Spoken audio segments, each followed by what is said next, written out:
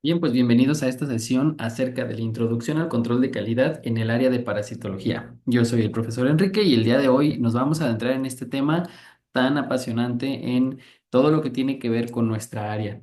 Y pues bueno, sin más, vamos a dar inicio a este tema. Vamos a hablar acerca justo de qué es la calidad y particularmente, bueno, pues este concepto representa y tiene muchas definiciones muy variadas, muy específicas. Y bueno, podríamos hablar acerca de que la calidad tiene que ver con la funcionalidad de un producto o de un servicio, del apego a las especificaciones, del cumplimiento de las normativas, de la adecuación justo del producto o del servicio al empleo con el que está dirigido y que estas características sean objetivas en el producto y que cumplan una necesidad. Y básicamente ese es el criterio más importante en cuestión de la calidad, justo el hecho de hablar sobre las necesidades de un consumidor, de un usuario o en nuestro caso, pues de un paciente, que es a donde vamos a llegar. Pero ¿qué es y qué implica la calidad como tal? Bueno, pues básicamente el cumplir con las expectativas y características de un producto o de un servicio con el fin de satisfacer las necesidades de un cliente, ¿sí? En este caso, bueno, ya lo mencionábamos. El cliente se vuelve nuestro paciente o el paciente se vuelve nuestro cliente, pero no solamente el paciente, también hablamos de los médicos, también hablamos de los auditores, también hablamos de los enfermeros, de los mismos empleados del hospital o de la clínica donde nosotros nos encontremos, o bien, pues si estamos en un laboratorio privado fuera de alguna cuestión hospitalaria, pues todos estos pacientes que llegan, ¿no? Al final a nuestro laboratorio. Y hay que entender que este producto o este servicio que nosotros vamos a brindar, que hay que decirlo, en el laboratorio, pues nosotros damos ambas cosas. Un producto, llámese un resultado impreso de esta manera, pues es lo que se va a llevar el paciente. Y un servicio, puesto que desde que llega nuestro cliente, nuestro paciente, pues tenemos que brindarle ese servicio de calidez, de amabilidad, de explicarle correctamente todos los procedimientos a los cuales será sometido. Y entonces ese producto o ese servicio que logramos ver, esa pequeña parte que logramos ver, pues solamente es la punta del iceberg de realmente todo lo que implica el proceso de calidad. Y que en este caso existen muchos elementos que son justo la base de la calidad. Ahora, la calidad tiene que ver precisamente en nuestra área con el impacto que genera debido a los problemas sanitarios que representan las parasitosis a nivel mundial. El diagnóstico parasitológico suele ser de los más sencillos, pero a su vez de los más complejos dentro del laboratorio, y esto tiene que ver mucho por la forma en la que se trabaja. Aun cuando ya tenemos tecnologías muy importantes en nuestra rama, precisamente en el área de laboratorio clínico, pues todavía existen muchas deficiencias en el área de parasitología en particular. Y esto tiene que ver precisamente por la forma en la que se trabaja, por el hecho de cómo es que nosotros lo estamos realizando en nuestros laboratorios y que se vuelve un trabajo eh, artesanal, digámoslo de esta manera. Sí, todo se hace todavía de manera muy rudimentaria, muchos procesos son manuales y entonces eso dificulta también que podamos migrar hacia estos controles de calidad un poco más exhaustivos que se tienen, por ejemplo, como en otras áreas. Y que existen factores importantes y diversos que influyen en este diagnóstico correcto a partir del laboratorio. Entonces, el diagnóstico parasitológico por laboratorio se va a confirmar por el hallazgo o bien por justo la búsqueda encaminada del parásito de las diferentes fases evolutivas, como quistes, trofozoitos, huevos, larvas o parásitos adultos. Y esto requiere de técnicas, pero también, y mucho más importante, requiere del personal que esté debidamente capacitado y sea cuidadoso y tenga la orientación correcta y adecuada y la supervisión específicamente. Depende en gran medida de procedimientos de laboratorio que sirven para establecer, confirmar o descartar un diagnóstico realizado a partir de las bases clínicas. Y la calidad entonces se traduce en esto que vemos aquí, esa satisfacción del cliente, que nos dé una buena calificación, que regrese a nuestro laboratorio, todo eso implica la calidad y justo ese es el objetivo que tenemos. en la entrega de un resultado clínicamente significativo. Es lo que está buscando mi cliente. En este caso, él busca precisamente que nosotros podamos brindarle esta particularidad, ¿sí? En el sentido de que gracias a este resultado, él podrá ir con un médico y tendrá un diagnóstico certero, un tratamiento correcto y podrá mejorar o podrá recuperar su estado de salud. Y obviamente, pues que el paciente está buscando también una entrega de resultados en tiempos adecuados, en tiempos óptimos, ¿sí? Y esto pues es importante. Ahora, ¿qué requerimos para satisfacer estas necesidades del cliente, para alcanzar estos niveles de calidad? Bueno, pues requerimos muchos aspectos que cumplir. Sin embargo, dentro de los más importantes aquí se los menciono: infraestructura, recursos materiales, recursos humanos, cumplir con la normativa, obviamente que vamos a hablar mucho de ello, la parte de la competitividad, el hecho de tener las competencias adecuadas y que es en lo que mucho las universidades se están centrando precisamente en generar las competencias de los estudiantes justo para llevar a bien todo este aspecto como tal. La parte de la planeación, la estandarización, la organización, el romper paradigmas, que siempre suele ser un punto muy importante, un punto clave, el romper con esas creencias que así lo he trabajado por 20 años y nunca ha pasado nada malo, pues qué bueno, pero eso no quiere decir que sea la forma correcta en que se tiene que trabajar. Obviamente la parte de la capacitación, que es muy importante el tener esta capacitación, formación continua y que además esto está normado, ¿sí? La norma oficial mexicana nos establece que debemos de tener formación continua para nuestro personal en el laboratorio.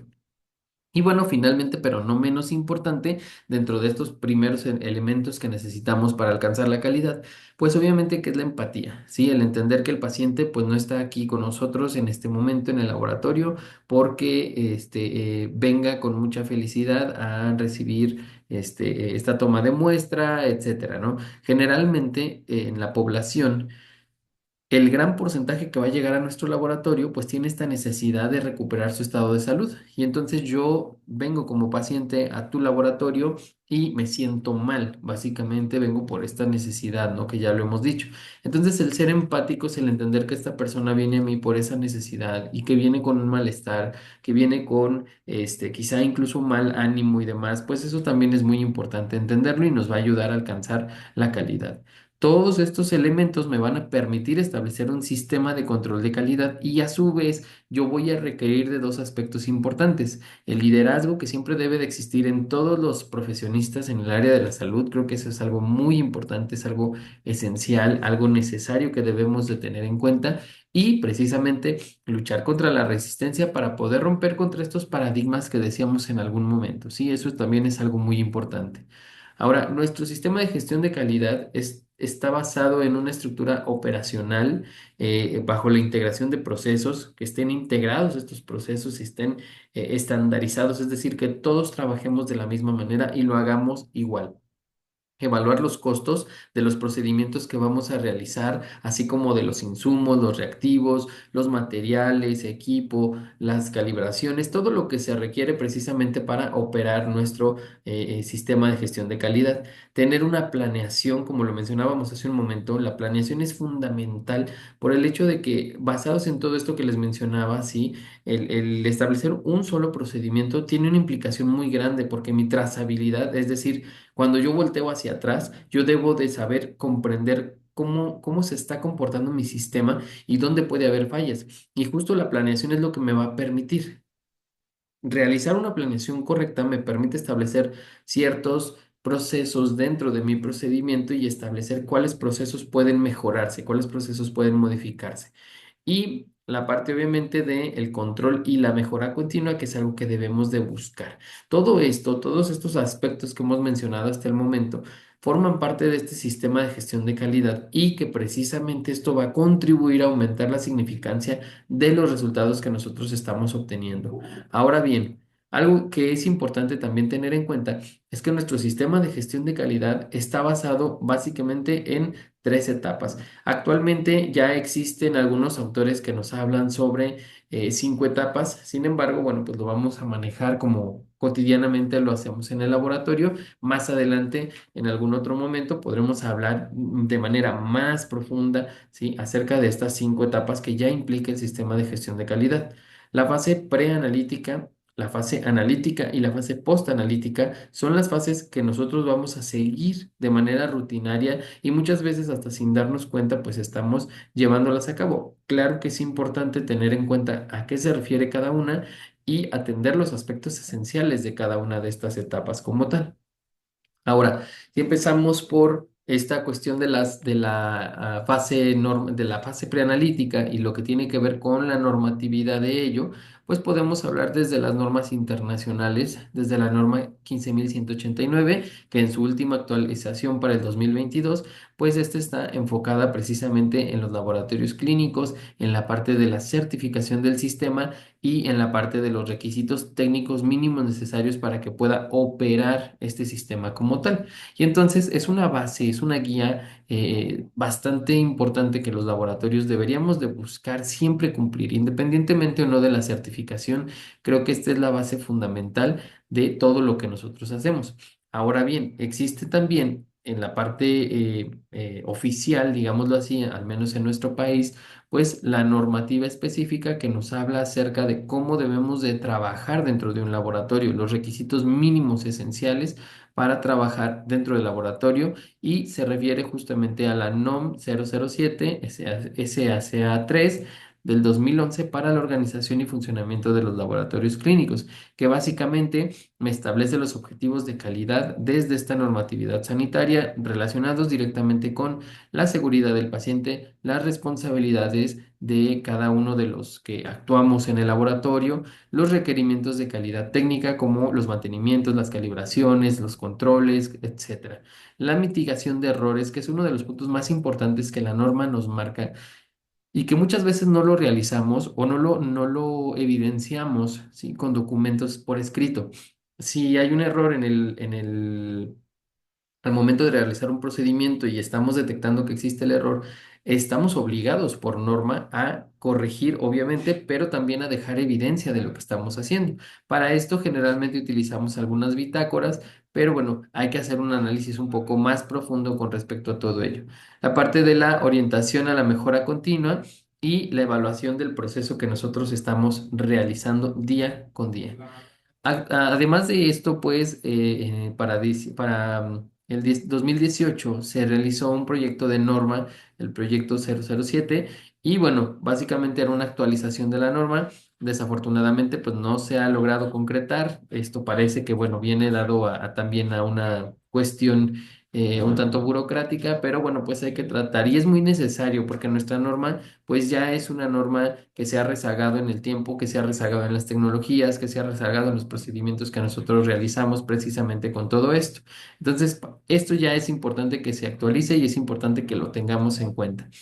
Dentro de todo esto, bueno, pues la norma nos establece que la aplicación, que todo laboratorio está obligado a aplicar un sistema de calidad con disposiciones específicas del responsable sanitario, con recursos humanos, documentación, contratos de servicio y aseguramiento de la calidad. Específicamente en este apartado del aseguramiento de la calidad, que es el apartado 7 de la norma, nos establece que debemos de tener sistemas de control de calidad internos y externos, ¿sí? Y eso es algo importante, es algo que no debemos olvidar nunca en el sentido de lo que hacemos nosotros dentro de los laboratorios.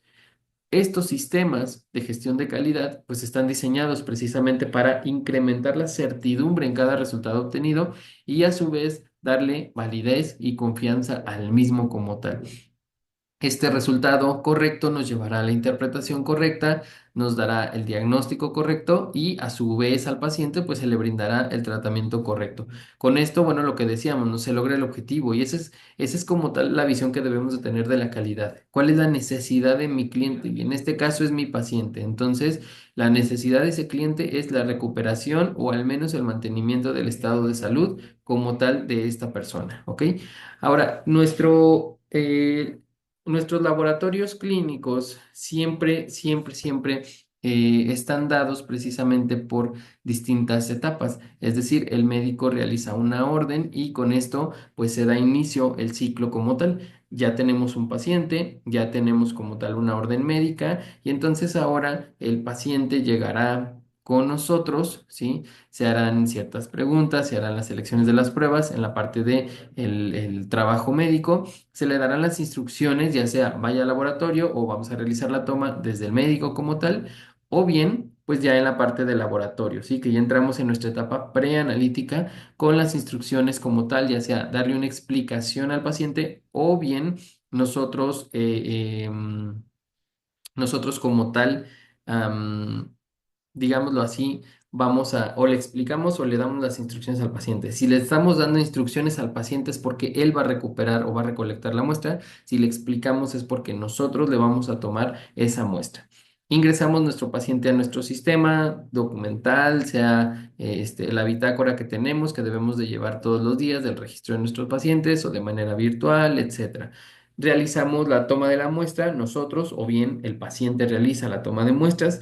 La muestra se lleva al laboratorio, se transporta al laboratorio y esto es algo muy importante porque hay que cuidar las condiciones de transporte.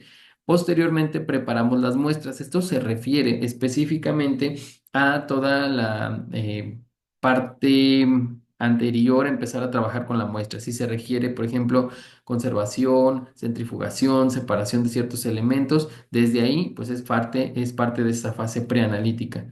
Después viene la fase analítica, donde ya es el análisis y posteriormente ya viene la validación de los resultados y la generación del informe de resultados dentro de la fase postanalítica.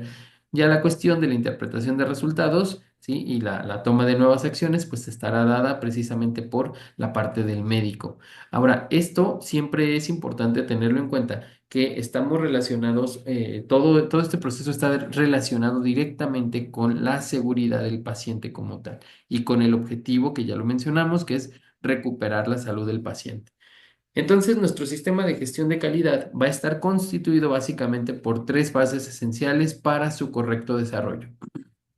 La fase preanalítica, que es la fase de preparación y vamos a preparar pues al paciente, a la muestra, a los reactivos, a los equipos, a nuestros métodos, los manuales, los documentos, todo lo que sea necesario para poder trabajarlos y darle cumplimiento justo a esa normativa que hemos mencionado y tener todo listo para el trabajo, ¿sí? Desde un equipo de cómputo para capturar los resultados hasta los insumos que le vamos a dar al paciente ya listos para que él pueda realizar la toma de la muestra. Nos vamos a ir enfocando precisamente hacia la parte de el laboratorio de parasitología específicamente y eso es algo que debemos de tener muy en cuenta como tal. Ahora, la fase analítica, que es la fase de evaluación como tal ya de la muestra, ya vamos a analizar nuestra muestra y posteriormente la fase de obtención de resultados y el análisis de los mismos. Aquí es importante mencionar que esto ya forma parte también del control de calidad interno, el verificar el resultado que me está dando esta muestra, ¿sí? Y precisamente cómo me va a sustentar el hecho de realizar una nueva acción dentro de todo este ciclo y la fase postanalítica como tal, que ya es la generación de los resultados con nuestro informe y obviamente con la validación de ello. Bueno, pues básicamente nuestro sistema de gestión de calidad, ya les decía, está dado por estas tres etapas y aquí podemos visualizar precisamente cada uno de los principales componentes de cada una. Solicitud de los estudios de laboratorio, preparación previa de las muestras, en la parte analítica, la fase del análisis, y esto nos va a llevar directamente a la generación de un informe y la interpretación en la etapa post-analítica. Cabe mencionar, y esto es muy importante, que la mayor cantidad de errores que se generan en nuestro sistema de gestión de calidad vienen dados en la fase preanalítica desde la toma de la muestra. Y eso es algo muy importante, ¿sí? Desde el sentido de qué es lo que yo puedo hacer en mi laboratorio para disminuir estos errores y cuáles son estos candados o estos sistemas que yo puedo mejorar precisamente para que las muestras pues lleguen en estado correcto o se tomen de manera correcta o las solicitudes vengan de forma correcta. Entonces, todo eso es parte de la mejora continua. La otra cuestión es la fase posanalítica, donde generalmente el informe puede llevar algunos errores o la interpretación del mismo pues puede generar algún error que sea de manera importante y que sea relevante para esto. Bien, pasemos entonces a la fase preanalítica, ¿sí? Para comenzar a comprender justo todos estos términos que hemos mencionado hace un momento. Y recordemos que lo vamos a enfocar específicamente a la fase preanalítica del área de parasitología como tal. Bien, entonces, en esta etapa de la fase preanalítica, como les decía, pues es una fase de preparación de las condiciones óptimas para desarrollar las actividades y se relaciona con tres principales caracteres: lo relacionado al paciente, lo relacionado al espécimen y lo relacionado al proceso. Con respecto al paciente, pues obviamente debemos de verificar la identidad del paciente o también verificar el estudio que se le está solicitando. Muchas veces, pues el médico es quien nos brinda la solicitud y a partir de ello, bueno, nosotros lo analizamos. Explicación del paciente, ¿sí? ¿Qué es lo que nosotros le vamos a realizar al paciente? Le vamos a tomar una muestra de sangre, un exudado faríngeo, etcétera, el estudio que se le vaya a tomar. O bien darle las indicaciones de manera verbal y por escrito, y eso es muy importante porque en el mejor de los sentidos, una buena explicación hacia el paciente, una buena indicación, nos va a asegurar que el paciente nos ha comprendido y va a tomar correctamente la muestra. Y entonces aquí nosotros le vamos a indicar al paciente que habrá de tomar la muestra con tales características, bajo tales condiciones, y que posteriormente se presente al laboratorio con su muestra. Con respecto al proceso, pues debemos de tener en cuenta todas las medidas de bioseguridad necesarias para trabajar con nuestras muestras. Recordemos que eso es muy importante porque estamos cuidando de nuestra integridad. Cuando surgió la pandemia por el SARS-CoV-2, se estableció y se investigó, se observó que este virus también podía estar presente en heces fecales y muchas veces en el área de parasitología, cuando manejamos estas muestras, pues no tomamos las medidas óptimas, las medidas necesarias para ello, y bueno, pues esto puede ser un factor de riesgo para contraer algún proceso infeccioso, alguna enfermedad de este tipo, y obviamente pues que hay que cuidarlo, ¿no? Entonces las cuestiones de bioseguridad pues son muy importantes, los tomaremos en cuenta más adelante y hablaremos de ello. La preparación de los reactivos también, que es importante porque en muchas ocasiones, como en el caso de los estudios coproparasitoscópicos, se le entrega al paciente un vaso con solución conservadora, ¿sí? Y en este sentido, pues hay que preparar esa solución conservadora, hay que preparar todos los reactivos que utilizaremos una vez que llegue la muestra al laboratorio y se procesará, se analizará y se determinará a partir de todo esto.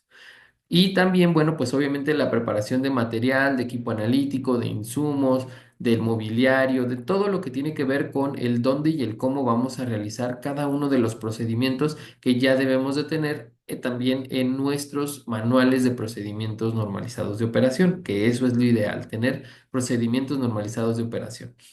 Lo relacionado a la muestra, al espécimen, pues tiene que ver justo con el tipo de la muestra que vamos a recibir y que coincida precisamente con el estudio, porque en muchas ocasiones pues no hay coincidencia justo en esto y pues lo ideal aquí es que si queda alguna duda al respecto, pues comunicarnos directamente con el médico para verificar que el estudio que esté solicitando pues es realmente el que necesita, ¿no? El paciente. Vamos a entregar también los recipientes para la colecta de la muestra y vamos a realizar las operaciones necesarias para la conservación de la misma, ya sea conservación física o conservación química, y hablaremos en un momento de esto. También debemos de tener en cuenta el transporte, el cómo se va a llevar, cómo se va a traer la muestra, desde dónde, cuánto tiempo se hace, la temperatura, justo porque tiene que ver con la conservación, la temperatura de traslado, el tiempo de traslado, etcétera. ¿Sí? Todas estas cuestiones, los datos de identificación de los pacientes con su muestra respectiva, y eso es muy importante porque aquí puede haber precisamente un error, una equivocación en el que si no se rotula correctamente esta muestra, pues entonces ya tenemos un problema importante porque con dos muestras que no tengan nombre del paciente, pues ya no supimos cuál es cuál, ¿sí? Y obviamente pues nuestros criterios de aceptación o de rechazo que deben de estar establecidos y se deben de seguir, se deben de cumplir justo para garantizar la seguridad y la calidad del estudio que vamos a realizar en esa muestra. Bueno, ya está. Este es un ejemplo de una solicitud médica en la cual pues debe de llevar los, los elementos mínimos necesarios, que son el nombre del paciente, ¿sí? El nombre del médico, si es posible, el número de cama o la ubicación del paciente, sea interno, sea externo, la fecha de solicitud, el diagnóstico de presunción, que eso es muy importante, y claramente pues los estudios que se solicitan, ¿no? Con letra legible en el caso de este tipo de solicitudes, o bien encerrando aquellos, subrayando aquellos que en algunos casos que ya se manejan estos formatos en otros laboratorios. Entonces eso es importante. Si se tiene el diagnóstico de presunción, hay que tener claro que no es un diagnóstico certero, ¿sí? Es un diagnóstico que el médico está estableciendo a partir de lo que él sospecha que puede ser. Y no debemos dejarnos llevar por esa sospecha. Nos puede orientar, claro está, sí, pero no debemos dejarnos llevar por esa sospecha debido a que podemos tener algún sesgo al momento de hacer nuestro análisis y buscar encaminadamente esto que el médico sospecha, que no es tampoco algo incorrecto, pero siempre hay que tener esta apertura, ¿no? A que sí está bien, puede ser esto, pero puede ser algo más y algo adicional a esto. ¿Cómo vamos a preparar a nuestro paciente en esta fase preanalítica? Bueno, ya lo decíamos, primero entender que debemos presentar, tener nosotros empatía con el paciente, ¿sí? Debido al hecho de que pues él viene por una necesidad que implica que su estado de salud esté en deterioro generalmente. Las instrucciones para la toma de muestra y recolección se deben de entregar de manera verbal y de manera escrita, ¿sí? Para que el paciente pueda llevárselo y si tiene alguna duda, pues pueda leerles estas indicaciones o bien se pueda comunicar directamente con el laboratorio y darle la explicación. Recordemos, si el paciente va a tomar la muestra, nosotros dependemos completamente del paciente para que esa muestra llegue, regrese a nosotros de buena manera y con una calidad adecuada para poder realizar el estudio. Entregarle al paciente los insumos necesarios, sean vasos, cucharillas, abatelenguas, algunas bolsas, etcétera, lo que se requiera, hay que entregarlo desde el laboratorio y esto tiene que ver con la planeación y tiene que ver también con los costos, ¿sí? Porque el costo de estos insumos pues ya debería de estar determinado específicamente por lo que el laboratorio está cobrando cada uno de los estudios. Que nuestras explicaciones sean claras, que no estén llenas de tecnicismos, que utilicemos un lenguaje cotidiano, porque no todos los pacientes pues están relacionados directamente con el área de la salud y en muchas ocasiones usamos estos tecnicismos y el paciente no nos entiende y además de esto pues lo podemos, no sé, intimidar o puede el paciente no tener como esta confianza de acercarse y decir, tengo estas inquietudes, tengo estas dudas, ayúdame a resolverlas y que me quede claro cómo debo de tomar la muestra. Entonces hay que darle también esa confianza al paciente de lo que tiene que hacer. De verificar, obviamente, si hay alguna indicación médica, pues que se cumpla, por ejemplo, muchas veces el ayuno o el dormir bien o el no realizar algún ejercicio previamente o el consumir o no algún tipo de alimento. Si es que el médico lo está indicando, pues reiterárselo a nuestro paciente. Y también es importante preguntarle al paciente acerca de la administración de farmacoterapias previas, sobre todo en el sentido de los antibióticos, que si bien los antibacterianos pues van directamente relacionados con este tipo de procesos infecciosos causados por bacterias. Hay muchos de ellos que también suelen comprometer la integridad, la morfología de algunos parásitos. Entonces, pues es importante conocer si mi paciente está tomando algún medicamento, justo porque en los estudios microscópicos en ocasiones pues llegamos a ver morfologías un poco erradas, un poco complejas, sí, muchas veces tienen que ver con el hecho de que el antibiótico, el antibacteriano, pues ya le está pegando también al parásito. Estos son algunos de los insumos que nosotros podemos entregar a nuestros pacientes, algunos ejemplos. Generalmente, si vamos a hablar del coproparasitoscópico, mi recomendación muy personal es eviten utilizar los tubos porque pues quedan luego muy manchados y trabajar con ellos se vuelve algo desagradable, ¿no? Porque también hay mucho desprendimiento de aromas y demás. Entonces, que la muestra sea del volumen adecuado, ¿sí? No tan pequeña, pero no tan grande tampoco. Yo les puedo decir desde mi experiencia, pues que los frascos de boca ancha para mí es lo ideal y es lo que suelo manejar constantemente. Y bueno, caben perfectamente las muestras. Si es una muestra diarreica, también no hay mayor inconveniente en el proceso de recolección. Idealmente, pues que lleven un etiquetado y que particularmente pues ese etiquetado esté correctamente. Explicarle a nuestro paciente cómo va a recolectar la muestra. del tamaño de una nuez, ¿verdad? Yo creo que todos conocemos los nueces y pues bueno, que no sea más grande del tamaño de una nuez, ¿sí? Vamos a tomar tres muestras de 3 días distintos, ¿sí? De manera continua, no necesariamente seguida, es decir, el lunes fui a evacuar, pues el lunes tomo muestra, el martes no fui, pues de dónde voy a tomar, ¿verdad?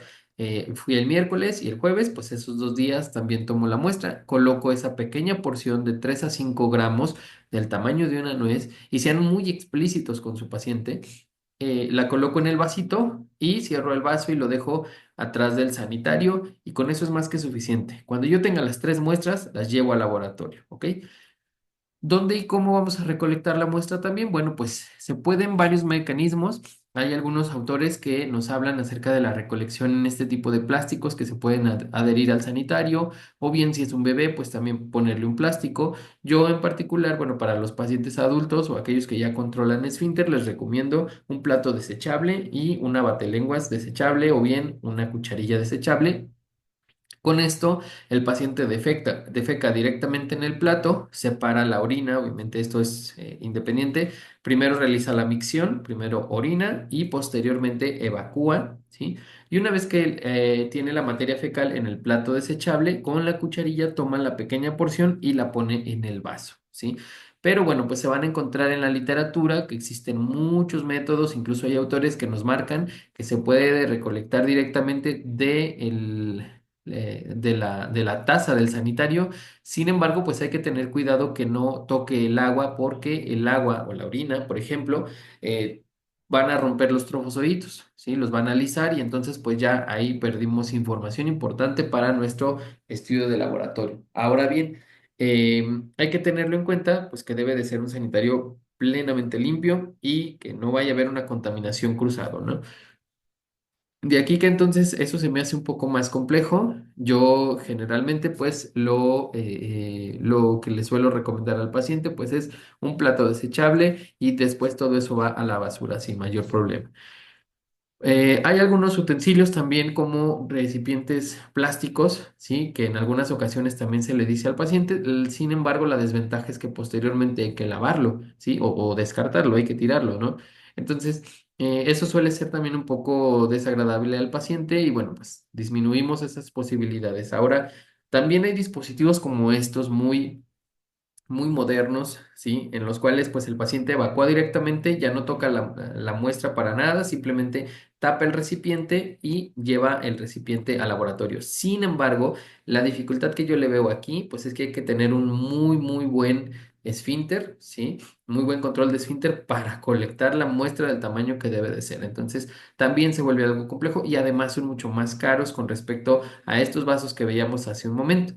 Establecer que si son bebés, pues lo ideal es entregarles también a los familiares, a los padres, a los tutores, un vasito, tal cual como si fuera un paciente adulto, pero recomendarle que en cuanto el bebé evacúe, pues hay que retirar el pañal y con ayuda de la cucharilla o de la batelenguas, tomar la pequeña porción de la muestra y ponerla en el vaso, ¿sí? Que no nos lleven el pañal completo porque muchas veces esto ocurre y cuando llegan al laboratorio, pues la muestra está completamente absorbida y ya no pudimos realizar el estudio, ¿ok?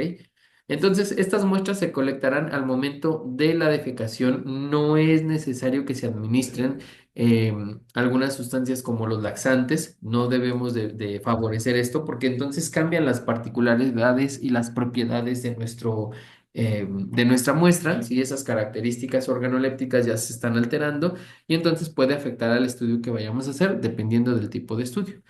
Y ya les decía, tomar una pequeña porción de 5 a 10 gramos, de 3 a 5 gramos de materia fecal, diarreica o formada. Si es diarreica, pues bueno, igual con una cucharilla, ahí se puede hacer la toma. Y cuando el paciente sea un bebé, pues tomar la muestra después de la emisión de la misma. Y entonces, bueno, muestras adecuadas para trabajar son estas que tenemos aquí, ¿sí? Esta, por ejemplo, pues vemos que el tamaño de la muestra es muy grande, sin embargo, pues podría funcionar. Yo les recomiendo que marquen sus vasos, ¿sí? Hasta la mitad con su solución conservadora y le indiquen al paciente precisamente que no se debe de pasar de la línea, ¿sí? De esa manera, pues es más evidente para el paciente. Las muestras deberán de ser recolectadas desde 3 días consecutivos, ¿sí? y es posible que se entregue el mismo día de la emisión. En muchos laboratorios se acostumbra que si hoy tomé una muestra, hoy la llevo y la analizan y lo hacen por separado. La recomendación y para aumentar la probabilidad de encontrar formas parasitarias es que las tres muestras estén en el mismo frasco y esto aumenta en un 75% más la probabilidad de encontrar agentes parasitarios. Si es una sola muestra, estamos por debajo del 30% y más si estamos usando métodos directos, pues estamos por debajo de ese 30% de probabilidades. La muestra la vamos a almacenar en recipientes de boca ancha, preferentemente de plástico, limpios, sin residuos orgánicos, con tapa hermética, que no se derrame en nuestro vasito, y en el cual vamos a agregar solución conservadora. En este caso, un ejemplo que utilizamos en el laboratorio, pues es el fenol alcohol formaldehído, pero pueden utilizar algunas otras, como la solución de fórmula al 10%, ¿sí? También es bastante útil, o en el mercado, pues se venden algunas otras, soluciones de conservación. Incluso en algunos reportes de literatura se ha utilizado el limpiador pinol, pero pues el original, el que tiene resinas naturales, debido a que estas resinas van a proteger las formas parasitarias. Desde mi perspectiva, pues si tenemos la posibilidad de utilizar estos reactivos, pues hay que hacerlo y dejar de lado este tipo de agentes que son desinfectantes, ¿no? Que también, bueno, lo hemos probado en el laboratorio, se han hecho las pruebas y pues sí, ayudan a mantener precisamente esas formas, no las rompen, ¿ok? Sobre todo los quistes, pues bueno, las mantienen intactas. Y los frascos deben de guardarse en lugares frescos. Ya en el refrigerador, pues es una cuestión muy importante porque hay que cuidar que no vaya a haber algún accidente ahí con pues los alimentos que tenemos, ¿no? Una contaminación que pues no nos llevaría a nada bueno. Entonces la recomendación también es pónganla detrás de el sanitario, ¿sí? No hay mayor problema y con esto pues vamos a tener un buen desarrollo de nuestra práctica en el laboratorio, de nuestro procesamiento.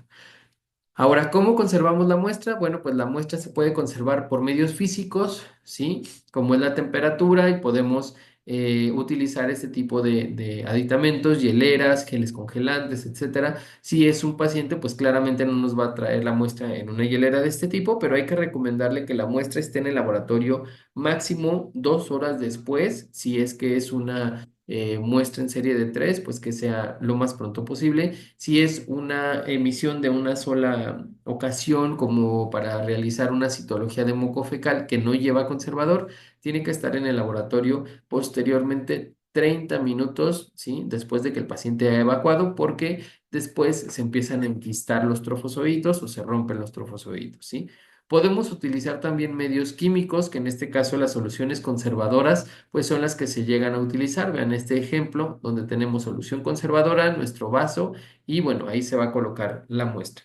Estos conservadores químicos pueden utilizarse para la preservación morfológica de las formas parasitarias en heces y la porción en que se utilizan pues es una parte de materia fecal por tres partes de la solución. Esto pues nos ayuda a mantener y preservar correctamente las muestras por semanas o por meses, siempre y cuando pues estén a resguardo de refrigeración, ¿sí? Y esto generalmente pues ya es en el laboratorio, sobre todo cuando tengo una coproteca. Sirven para preservar protozoarios sin que se modifiquen las estructuras internas y sobre todo cuando las muestras no pueden ser procesadas de forma inmediata para también que nuestros pacientes tengan esa posibilidad de llegar al laboratorio. Algo también que es muy importante es que las muestras deben de identificarse, como ya lo mencionaba, y lo mínimo que esperamos que contengan las muestras, pues son estos datos que vemos aquí.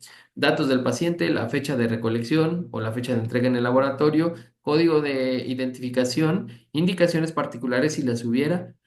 Muchas veces el médico solicita, ¿sí? Que se realice una determinación muy específica, ¿no? O búsqueda encaminada de tal agente parasitario, por ejemplo, porque se da una sospecha. Entonces, hacemos obviamente todo el análisis, todo el procedimiento, pero también tenemos en cuenta esa solicitud por parte del médico en el cual nos está diciendo busquen esto de manera encaminada, ¿ok? El tipo de la muestra y la fecha del análisis en la cual se va a realizar dentro de nuestro laboratorio. Ahora, ¿qué pasa? Que nos van a llegar muchas muestras al laboratorio y debemos de establecer nuestros criterios de aceptación o rechazo. En este caso, les muestro algunos ejemplos de criterios de rechazo para las muestras. Por ejemplo, Muestras contaminadas con agua o con orina, ya mencionamos el por qué, ¿sí? Que los trofozoitos se van a romper, se van a alisar. Muestras de pacientes que hayan consumido bario en los últimos 5 días, porque el bario, las sales de bario, van a teñir las heces fecales. Entonces, si hago un examen físico-químico, pues ya tengo un parámetro alterado que es el color de la materia fecal. Muestras que presenten contaminación visible con agentes químicos, físicos y o biológicos, que en este caso tiene que ver con el recipiente que estoy utilizando generalmente, porque pues los pacientes utilizan recipientes que antes se utilizaban para conservar comida, por ejemplo, cremas, mayonesas, café, jugos, etcétera, y entonces no tienen un correcto lavado, no tienen una correcta asepsia y con esto pues vemos particularmente este tipo de muestras contaminadas, llamémosle así, por agentes químicos, físicos o biológicos, ¿ok? Entonces eso también se debe de rechazar. Muestras de pacientes que estén en tratamientos con medicamentos que interfieran en la determinación, sobre todo, bueno, hacia el examen físico-químico de heces fecales, puede haber algunos medicamentos que nos den algunas pruebas falsas positivas, ¿ok? Entonces también debemos de tomarlo en cuenta.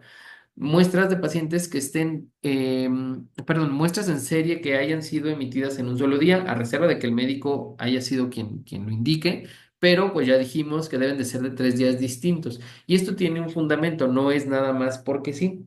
El fundamento de todo esto tiene que ver con el ciclo de vida de los parásitos, que generalmente puede de ir de 48 a 72 horas en la emisión, ya sea de quistes o de huevos particularmente, y que entonces si yo recolecto la muestra en esos 3 días, pues tengo esta probabilidad aumentada de encontrar las formas parasitarias. Si recolecto la muestra en un solo día, las 3 muestras en un solo día, pues entonces la probabilidad también va a disminuir de manera significativa. Entonces, pues sí, tiene que ser de días diferentes.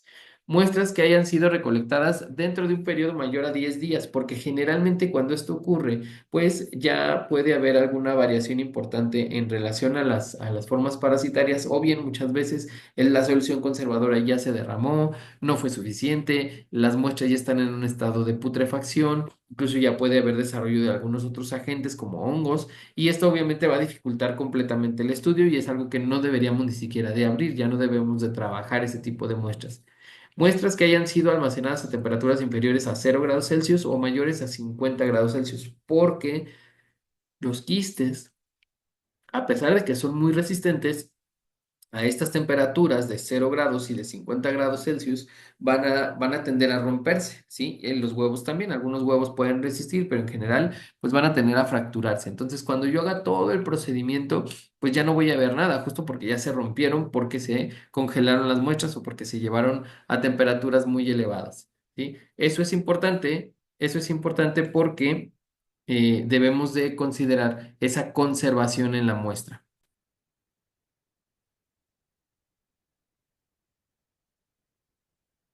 Otro de los aspectos importantes es la bioseguridad. Como ya lo mencionábamos, pues los analistas deben de protegerse, deben de tener su equipo de protección personal siempre que realicen algún análisis clínico. Y en este caso, en el área de parasitología, como formamos parte del área de microbiología, pues debemos de tener en cuenta la indumentaria necesaria, ¿sí? Los guantes, cubrebocas, la bata, que es lo mínimo esencial para trabajar en nuestra área. Si tenemos algún otro aditamento como lentes de seguridad o caretas, también son válidos, ¿sí?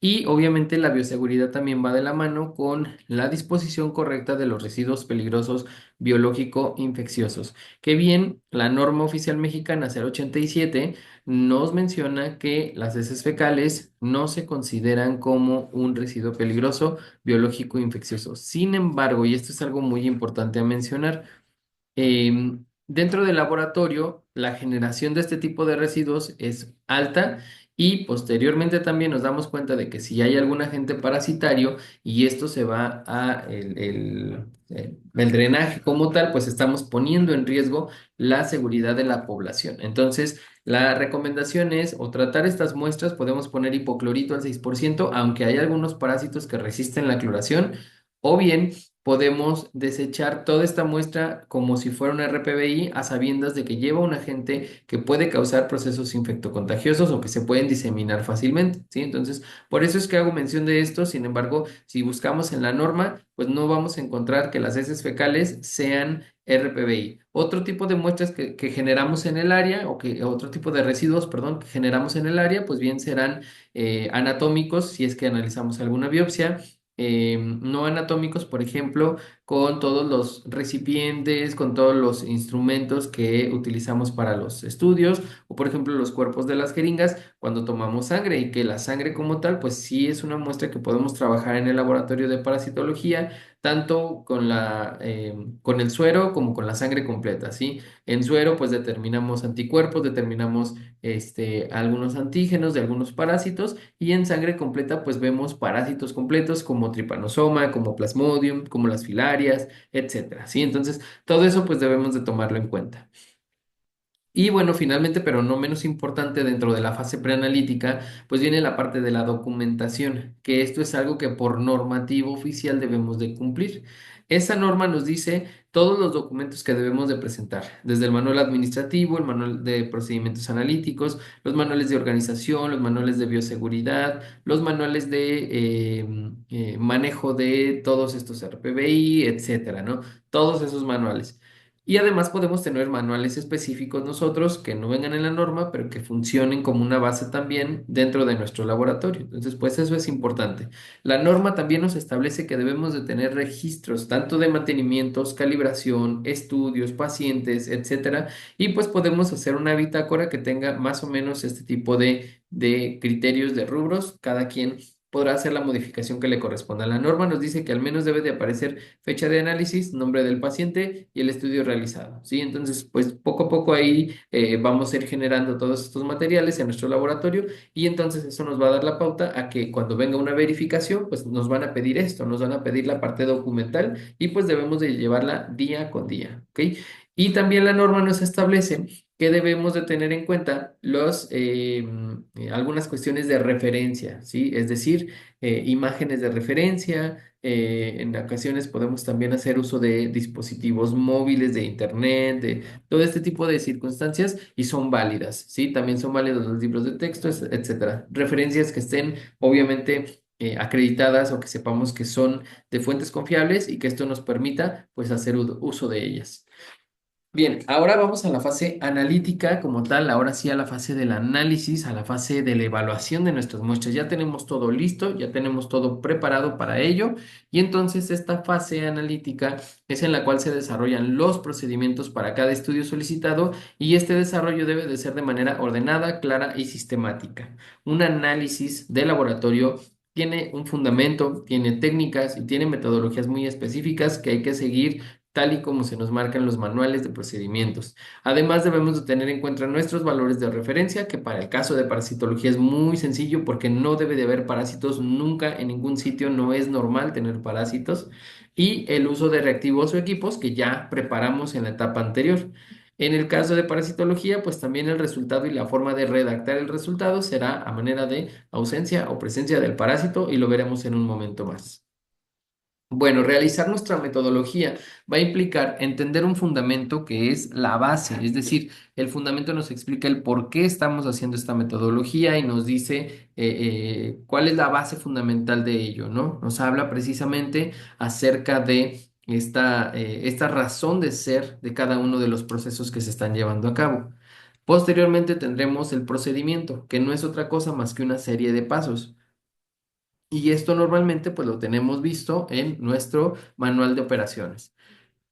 Finalmente vamos a tener la técnica, que es lo más complicado de estandarizar, porque tanto el fundamento como el procedimiento se estandarizan de manera inmediata al momento en el que todos entendemos de qué se trata el fundamento, y al momento en el que todos leemos y aplicamos el procedimiento. Paso uno, paso 2, paso 3, ¿sí? Pero la técnica es distinta porque para el paso uno yo puedo agitar más fuerte, ¿sí? Que mi compañero, o para el paso 2 yo puedo no sé, mezclar de alguna forma específica, ¿sí? Entonces, eso es algo importante, desde el cómo coloco el port, el cubre, la iluminación de Keller, etcétera. Tiene que ver mucho con las técnicas, el filtrado, ¿sí? La agitación de la muestra, la homogeneización, etcétera.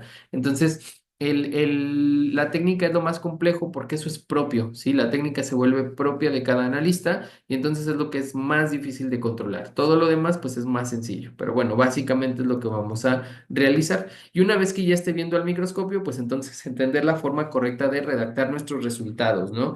Se observaron, si hay presencia de agentes parasitarios, pues lo vamos a redactar como se observaron la fase evolutiva del parásito y el nombre, género y especie del mismo, ¿ok?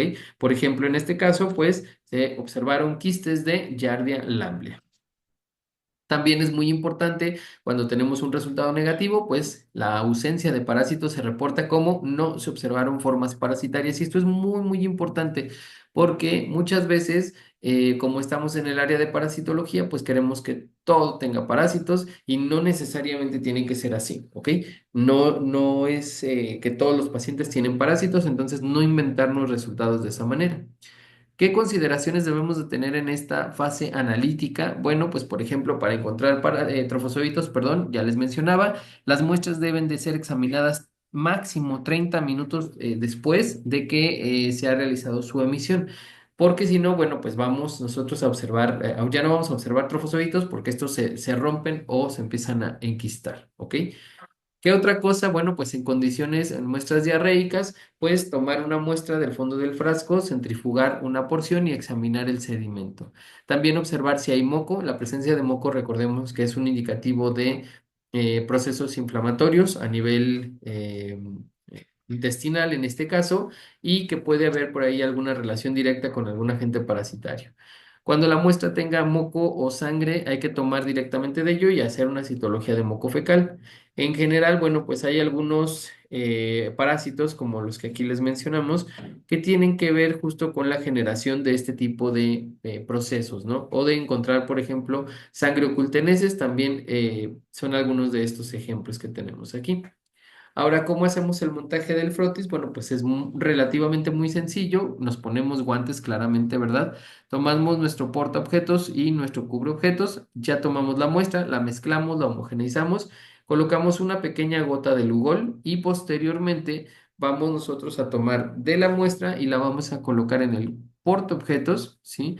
Con un poco de Lugol vamos a mezclar, colocamos el cubreobjetos y lo llevamos a observación. Y todos deberíamos de hacer lo mismo, entonces el procedimiento se estandariza como tal.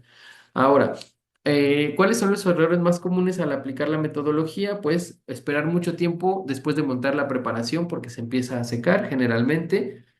La deformación de los quistes de trofozoitos, de protozoarios, perdón, por velocidades de centrifugación excesiva, lo cual también nos va a hacer más difícil su identificación. Si centrifugamos muy, muy rápido o a velocidades muy altas, se pueden deformar los quistes. Los huevos infértiles de Ascaris lumbricoides en muchas ocasiones no flotan con algunos métodos como el método de Faust, que es de flotación, pues se van a ir al fondo y entonces ya no los encontramos. Aplicar un método que no sea idóneo para la metodología o para el diagnóstico que queremos ayudar a resolver, pues también es importante. Y que algunas larvas se van a encoger y que no podremos reconocer la morfología de manera específica. Bueno, en la parte del montaje, puedes esperar mucho tiempo para poder hacer el montaje, preparar un montaje muy grueso con mucha cantidad de muestra, el exceso de artefactos, ¿sí? O los lavados insuficientes y que esto justo nos va a llevar a tener mucho detritus, muchos elementos alrededor de todo esto. Una iluminación de Keller incorrecta, que es muy importante llevarla a cabo todos los días en nuestra jornada y la concentración también de la solución del Lugol, que también eso es muy, muy importante como tal, ¿ok? También es importante verificar que la solución salina y el resto de las soluciones se encuentren en buen estado. Por ejemplo, la solución de Brigg 35 pues tiende a generar condiciones óptimas para el desarrollo de las levaduras de algunos hongos, entonces pues es importante. No examinar la preparación de forma sistemática, es decir, de manera de acordeón, ¿sí? Como un barrido de arriba hacia abajo, de un lado a otro, cubriendo toda la superficie de nuestra laminilla y en un objetivo de 40x. y bueno, obviamente pues generar un informe incompleto. Aquí está lo que les mencionaba de la solución de Lugol, la concentración, ¿sí? Se debe de leer a través de esa laminilla como tal. Y bueno, pues también evitar hacer esto, presionar o, digamos, quitar el exceso con un papel, con una sanita, con una servilleta, porque ahí se pueden ir las formas parasitarias y pues entonces ya no vi nada y es un falso negativo. Esta es la iluminación de Keller que nosotros pues deberíamos de seguir todo el tiempo con respecto a nuestra fase analítica. Obviamente aquí es verificarla, pero ya la tuvimos que haber hecho en la fase preanalítica. Aquí es aplicarla y tiene que ver fundamentalmente con la alineación específica de el haz de luz que se está formando en nuestro microscopio, ¿ok? Ahí tenemos nuestra laminilla, viene nuestro haz de luz. Y entonces lo que debemos de hacer es jugar un poco, cerrar un poco los diafragmas, tanto el de iris como el de campo, y alinear precisamente esta apertura del diafragma, ¿sí? Dejarla alineada para que la luz genere una línea recta y con ello pues tengamos una iluminación adecuada. ¿Cómo nos damos cuenta de la iluminación correcta? Pues cuando tenemos este polígono, que a veces es un hexágono, octágono, un heptágono, ¿sí? Y que se vea de manera clara, nítida, definida y de un color azul, azul violeta alrededor de este hexágono, de este polígono, ¿sí? Como lo vemos en este caso, ¿sí? Hay que alinearlo, en este caso, pues se va a alinear un poco hacia la derecha con ayuda de los tornillos que están por debajo del condensador en muchos casos, ¿sí? Tornillos de alineación XY, que son esos que teníamos abajo, ¿ok? Bueno, una vez que ya tengamos iluminación de Keller correcta, pues entonces ahora sí podremos empezar a observar y hay que tener en cuenta también cosas que no sean parásitos. Como les decía muchas veces, porque estoy en el área de parasitología, entonces todo tiene que ser un parásito, ¿sí? Y muchas veces, pues son otros elementos, como estos que vemos aquí, que no tienen nada que ver con agentes parasitarios. Ahora, y ya para ir cerrando la fase analítica, pues justo es el hecho de establecer dónde están mis errores, ¿sí? Y no como una cuestión primitiva, no como una cuestión de vamos a establecer un castigo para el que se equivoque. No, más bien es esta cuestión de entender cuál es mi procedimiento y dónde están los posibles errores. Y con ello, bueno, pues realizar un análisis causa-raíz, que es esta parte que les decía acerca de la mitigación de los errores y que desde mi punto de vista, un diagrama de Ishikawa como el que vemos aquí o un diagrama de espina de pescado, es muy válido para poder encontrar la causa raíz de nuestros problemas, ¿sí?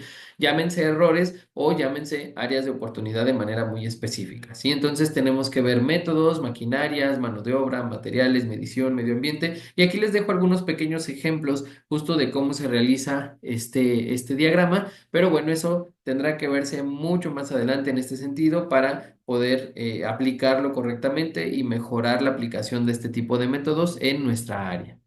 Y bueno, entramos finalmente a la fase post-analítica, que bueno, en esta fase particularmente, pues es la fase de la verificación, la supervisión, la interpretación y la correlación de los resultados, ¿sí? Y participamos desde el laboratorio hasta el médico, sobre todo en esta parte de la interpretación. Sin embargo, muchas veces nosotros también en el laboratorio hacemos esas interpretaciones con el objetivo de asegurar que el resultado que estoy entregando, pues es lógico y va de la mano con el diagnóstico o con la correlación clínica entre varios tipos de muestra. Por ejemplo, en un examen general de orina, si yo tengo glucosa alta, pues puedo verificar también cómo está la glucosa de mi paciente en una química sanguínea y si vemos que hay correlación, pues entonces también eso me da mayor certeza de lo que estoy trabajando, ¿ok?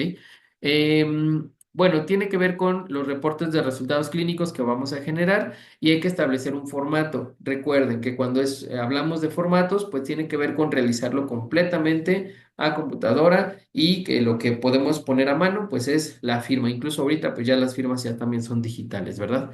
La estandarización en la forma de reportar, que todos dentro del laboratorio reportemos de la misma forma, no que algunos reporten ausencia de parásitos y otros reporten no se observaron formas parasitarias. No, todos debemos de reportar de la misma forma. Y obviamente, pues, el tiempo de entrega de los resultados, que también es un aspecto que habíamos mencionado previamente. Establecer sistemas de control de calidad interno, y aquí viene la parte de la normativa. En el apartado 7 la norma nos dice que todo laboratorio debe de tener sus controles de calidad interno y externo. Un sistema de control de calidad interno viene dado por procesos de evaluación hacia el personal, ¿sí? Yo como jefe de laboratorio, como responsable sanitario, tengo que evaluarlo de manera continua y además debo demostrarlo con gráficos de control, ¿sí? Para todas las áreas, a excepción de parasitología, porque ahí les digo que es un poco complejo, pero en todas las áreas se tiene que hacer esta evaluación con gráficos de control y que me diga la tendencia, ¿sí? Si es una tendencia hacia la alza, hacia la baja de los resultados y que a lo mejor por ahí puedo hacer algunas correcciones en los equipos. En el caso de parasitología, pues básicamente lo que hace son evaluaciones, ¿sí? Y puede haber diferentes formas de evaluar, que las mencionaremos en un momento más. Y la parte del control de calidad externo, que tiene que ver precisamente con el contratar a una empresa, ¿sí? A un laboratorio externo que venga y me evalúe, es decir, él me va a dar una muestra, yo voy a analizar la muestra y él me va a decir si estoy bien o no. A su vez, estos laboratorios de control de calidad externo, pues están supeditados a la evaluación de otros laboratorios de calidad externo para asegurar que lo están haciendo de forma correcta, de forma adecuada. Y estos son algunos ejemplos de las utilidades, ¿sí? Que tiene el estudio parasitoscópico dentro del laboratorio, ¿sí? Por ejemplo, confirmar diagnósticos como parte de pruebas integrales o para verificar tratamientos efectivos, ¿sí? Por ejemplo, también a las personas que son preparadores de alimentos, pues se les pide por normativa realizarse cada cierto tiempo los laboratorios, ¿sí? A las personas que, por ejemplo, a los niños que están en edad escolar, preescolar sobre todo, les piden realizarse este tipo de estudios para evitar una diseminación por los factores de riesgo que ellos presentan. Y otra parte muy importante, pues como les decía, pues es un informe de resultados, ¿sí? Todos los laboratorios debemos de tener nuestro informe que implica este formato y que ese formato implica un logotipo de laboratorio, nombre de laboratorio o razón social y todos los datos de registro ante Secretaría de Hacienda, de Secretaría de Salud, dirección, contacto, todo esto. Nombre y datos del paciente, ¿sí? Que son todos estos que vemos aquí, estudio solicitado, espécimen o muestra que se está trabajando, método utilizado, resultado, valores de referencia, observaciones y bueno, obviamente pues los datos de de las personas que analizan y de aquellas que autorizan como tal. Bueno, y como les decía, en control de calidad podemos efectuar diferentes metodologías y esto sobre todo encaminado al control de calidad interno.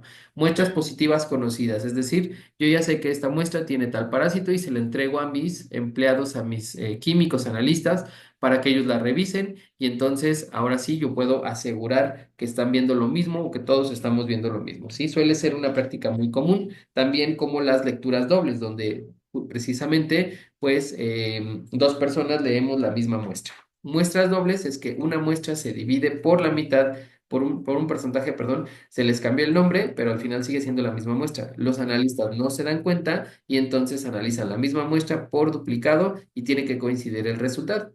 Y muestras negativas conocidas, que para esto, bueno, pues es todo un arte y hay que recolectar muestras de heces fecales de un donador sano al cual ya se le hicieron previamente alrededor de 16 exámenes coproparasitoscópicos para asegurar que el donador pues no tiene parásitos, ¿ok? Entonces, una vez que se hace esto, se recolectan todas las heces fecales del donador, se hace un pool y este pool dura 30 días y luego pues hay que retomar la búsqueda de donadores sanos, ¿sí? Entonces, pues es también todo un arte realmente. Y bueno, aquí está lo que les comentaba, el aseguramiento de la calidad viene dado por el apartado 7 de la norma oficial mexicana de los laboratorios clínicos. Aplicar un programa de control de calidad interno para todos los estudios de laboratorio que se realizan y que incluya las tres etapas de las cuales hemos hablado. Los laboratorios además deberán de participar en al menos un programa de evaluación externa de la calidad en el cual deberán integrar los estudios que se realizan y demostrar de manera documental que ha llevado a cabo la evaluación y desarrollar una investigación dirigida para solucionar problemáticas de aquellos estudios en los cuales la calidad no sea satisfactoria. Para esto también pues podemos utilizar los diagramas de Ishikawa que ya los mencionamos en un momento. Bueno, y pues finalmente una frase que nos va a ayudar a entender todo esto y a comprender el alcance que tenemos desde las áreas del control de calidad. Justo que la calidad no cuesta, No es un regalo en sí, pero es gratuita. Lo que cuesta dinero son las cosas que no tienen calidad y todas las acciones que resultan de no hacerlo bien, de no hacer bien las cosas a la primera. Y esto lo dijo Phil Crosby, uno de los padres del control de calidad en el área de el laboratorio, ¿sí? Entonces, pues bueno, llegamos al final de esta pequeña sesión y esto es rápido también y es mucha información y créanme que es una probadita de todo lo que implica el control de calidad, pero bueno, justo vamos a seguir trabajando mucho con todos estos temas para reforzar cada una de las etapas.